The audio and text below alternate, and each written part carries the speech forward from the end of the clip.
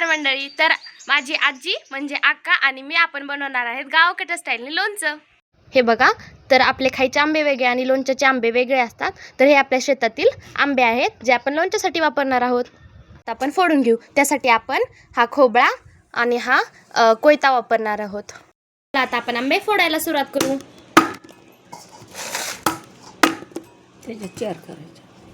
आता मी आणि अक्का आंबे फोडतोय. तर आमचे निम्म्यापेक्षा जास्त आंबे फोडून झालेले आहेत. हे आंबे आमचे बाकी आहेत. हे बघा मंडळी, आपले सगळे आंबे चिरून झालेले आहेत. हे एकदम आपण अशा छोट्याशा फोडी केलेल्या आहेत. आता हे आंबे आपण एकदम स्वच्छ पुसून घेऊ. हे आंबे आता आपण पुसून घेणार आहोत. त्यासाठी अक्काने एक सुती कापड घेतलेला आहे. तुम्ही कोणतेही कापड वापरू शकता. आपण सर्व आंबे एकदम स्वच्छ करून घेतलेले आहेत. आंब्यामध्ये असा काचोळा असतो, तो काढायचा जेणेकरून आपले आंबे खराब होणार नाहीत. आणि हे आंबे आपण आता थोड्या वेळ उन्हामध्ये वाळत घातलेले आहेत. अक्काने आता हे हळद घेतलेले आहे, ते आता ह्याच्यामध्ये मिक्स करून घेणार आहे.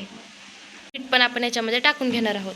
हे कारळे आपण थोडेसे भाजून घेतलेले आहेत आणि त्यानंतर नॉर्मल कुटून घेतलेत, जे आपण आता ह्यामध्ये मिक्स करणार आहोत. हळद, मीठ आणि कारळे टाकलेले आहेत. हे मिक्स करून घेऊ आपण एकत्र. आता मिक्स करून घेऊ जेणेकरून ते सगळा मसाला सगळ्या लोणच्यांना लागेल.